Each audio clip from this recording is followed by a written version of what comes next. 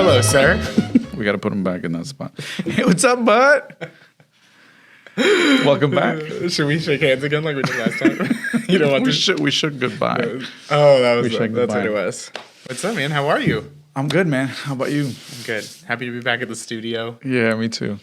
Yeah, this is good. We were just talking about how we saw the last episode. Yes. And how insanely different it was than everything else. It almost embarrassed me to put it on the same YouTube channel where the other episodes are. Dude, it was so bad. Because they're so bad, yeah. Man. Yeah. So I showed my Elizabeth, my girlfriend, last night, and she was just like smiling at it, just surprised that it looked so good and it sounded so great. Mm-hmm. Michaela just couldn't believe it. Michaela's a YouTube kid, right? So she's looking at it like, why do you look good on YouTube? Yeah, exactly. You're my dad. You're lame. It's like, this isn't for you. Yeah. Like, we started YouTube. Yeah. And even me, I was like, man, it sounds so good. We look so clear. I clearly need to trim my nose hairs. But yeah, super good. So thank you to Rich. Shout out to Rich again. Behind the camera and the sound. Good stuff. Yeah, man. Yeah.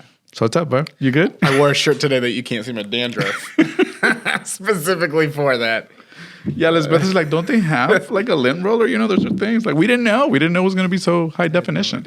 We thought it was 4K. It's not. Yeah, and I have bad eyesight, so I just forgot I had dandruff. But I do. It's alive and well. Yeah, it's all over the shirt. Yes. Watch the episode. You'll see. Yeah. Oh, man. What's new? All right, so we got both our mugs back.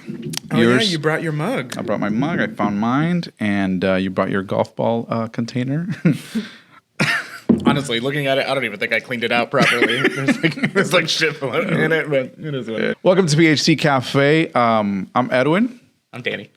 And we're going to bring you some great information about real estate and then just kind of have a conversation here. Danny and I, we are brothers still. Yes. And I don't think that they allow you to stop doing that. Can you emancipate yourself from a brother? Know. If that was the case, I would have done it a long time ago. You each would have gotten the boot at one point or another. Yeah. What was that? Pretty sure you can. You can? Oh, Rich said you can. He's like, I've done it. Rich is like, I've done it. I had 6 brothers, now I only have 4. You're gonna get something in the mail that's just like, you are no longer like, Danny's you've been brother. served. Like, what? He doesn't want to be your brother anymore. Yeah. We'll still do the show, though. Just not as brothers. We can still do the show. I think if somebody ever asks us again, who's the older brother?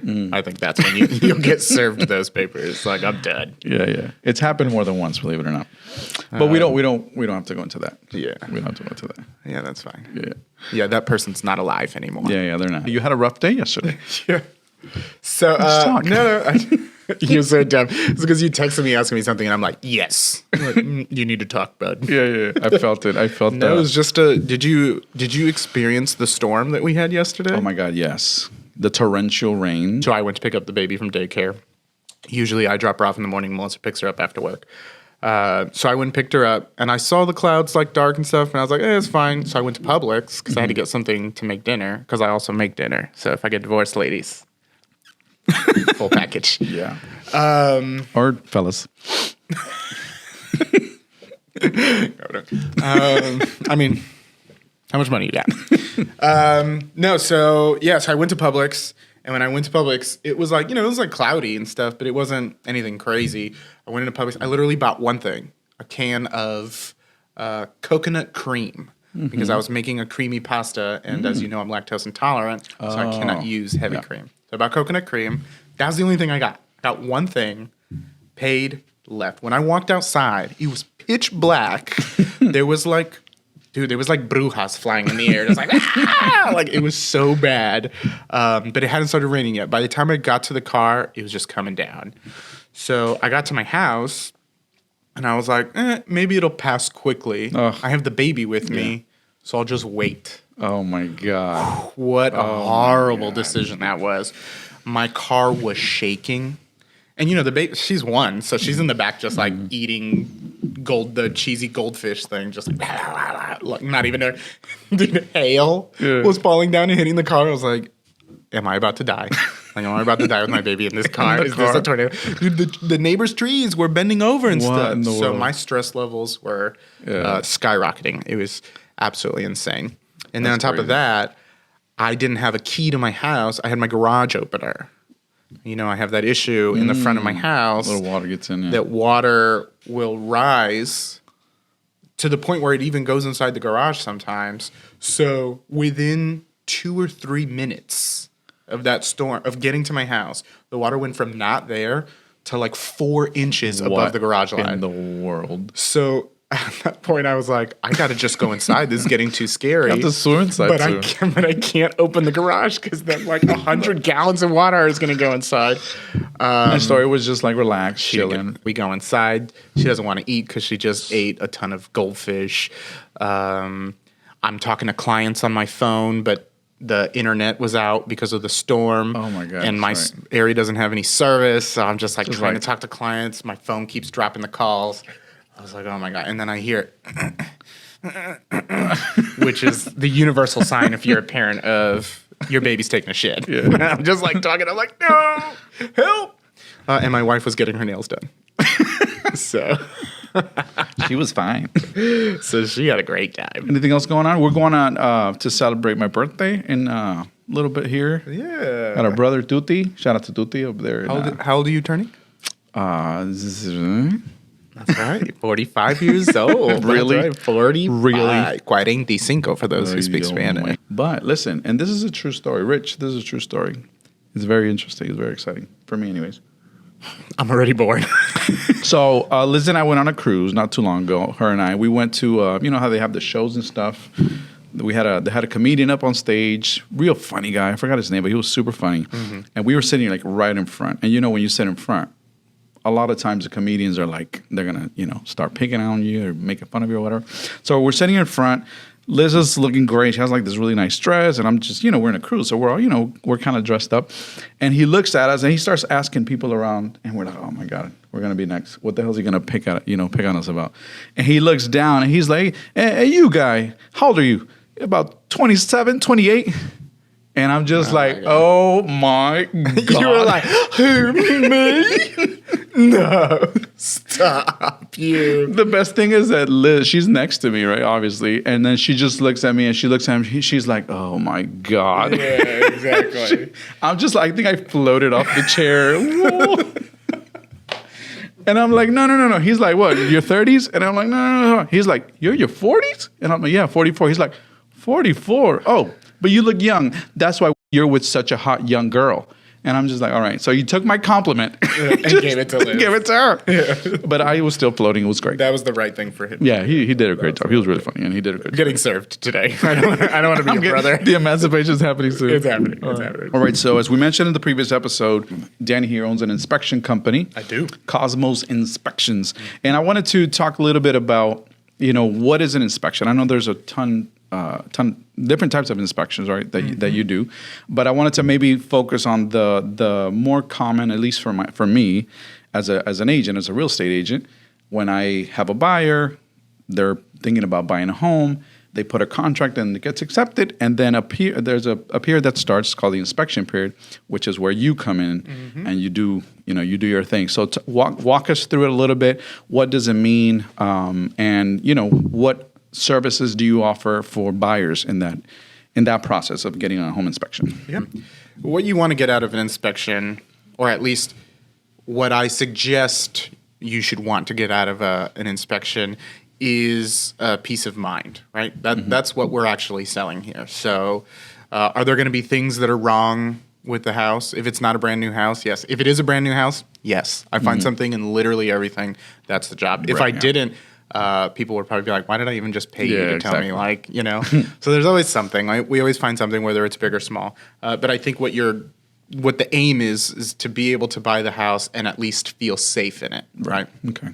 So that's what we sell in ours, a peace of mind. That's a good way to put it, because a lot of people, especially new buyers, right? People if you haven't bought a home before, everything's a little bit overwhelming. And when we get to that part, I've had buyers that ask me, should I get an inspection? And I say to them, kind of like what you said, right? They're always going to find something. Like, you're hiring him to find the things that we can't easily see, right? And even if it's brand new, right? There's at the end of the day, these homes are being built by people, right? And people make mistakes, right? They make errors when they're building even brand new homes. So I tell them, what you're really paying for is is knowledge, obviously, to know the actual condition of this home by a professional, and also, like you said, peace of mind. Like even if it's because there's always something, like you said. So just knowing should give you peace of mind, right? And it helps the buyer make that informed decision if they want to move forward with the transaction. We're not just looking for things that are wrong. We're not going to just give you a report that is a list of headaches that you're going to have or money you're going to have to spend. We tell the story of the house, right? So I tell you where all your emergency cutoffs are for everything, your electrical, your plumbing, all those things, so that if you have an emergency and need to know where these things are, you can just pull up that report and it's right there. Like I have a picture of it. I tell you exactly where it is directionally. That as well as maintenance tips, because everything needs maintenance. A lot of people don't know that every year you should flush out your water heater because sediment builds up at the bottom and it'll just make it last a lot. It won't last as long as the water heater should be lasting, right? They should last 10 to 15 years. If you're not doing that, it could last 6 or 7 years. So little things that are helpful like that and kind of guides the buyer through not only buying the house, but once they actually own the house.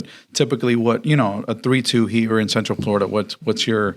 How much time are you in these properties? Yeah, so in Central Florida, typically a house is close to 2,000 square feet, maybe a little bit lower, 3-2. That's just like your basic Florida house. That takes us about 2.5 hours to do. Some companies, when Mom bought her house, that guy was out in an hour and 15 minutes. And I was like, what? How did that happen? Yeah, he was. Yeah, and which, doesn't mean that he didn't do a great job, but, we like to actually take our time. And again, it's not just a list of things that are wrong, so we are looking at other things. We test appliances when people don't, so it does take us about 2.5 hours. Obviously, that goes up based on square footage. It goes up based on different mechanical systems that might be more complex. So, if you have multiple air conditioners or multiple water heaters, anything like that, different kinds of roofing systems. So it all kind of depends. It also depends on how old the house is. The oldest house I ever did was 103 years old. Holy moly. I think I was in the house for like 4.5 hours. Of course, yeah, because, I've done a lot of inspections, but a 103-year-old house you don't see will have things that I've never even seen before. Yeah. So, and I had the client with me for all 4.5 hours because he was super nervous about buying a house that old. That old, yeah. And he would be like, "Hey, what's that?" And I'm like, "I have no idea. Let's find out." So it's a lot of learning, and I feel like the inspection is not just an inspection. It's kind of investigative, right? Because if you find something wrong, now you have to try to figure out why it's wrong and all that stuff. So I just want to make sure that it's safe. So that's what I usually say is, let's just talk about the things that might be dangerous because that would stop you from buying a home, not, an ugly paint job or, some wood rot at a front door. It's Florida. Remember the storm yesterday? We probably all have wood rot now. It's terrible. Awesome. Do you get up on the roof as well and inspect the roofs? Yeah. We get up on the roof. I personally get up on single-story roofs, depending on the pitch. If there's anything above that, I have a really intense drone that I use, which actually, to be honest, has better eyesight than I do. So, yeah, I use my drone. I used to actually climb on 2-story house roofs like nothing. And then I had a baby, and I became a wuss. Yeah. I remember the house I was at, where I had to climb up onto a balcony, or not a balcony. I had to climb up onto a porch roof, right? And then put the ladder on that roof to get up to the second roof, right? And it's something that I had done 100 times. Okay. So I wasn't too worried about it. When I got to the top, I did whatever. When I was coming back down to get on the ladder, I couldn't get on the ladder.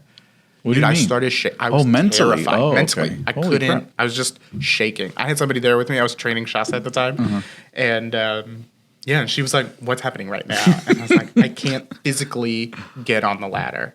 She's like, "Why?" I'm too scared. It's because I have a baby.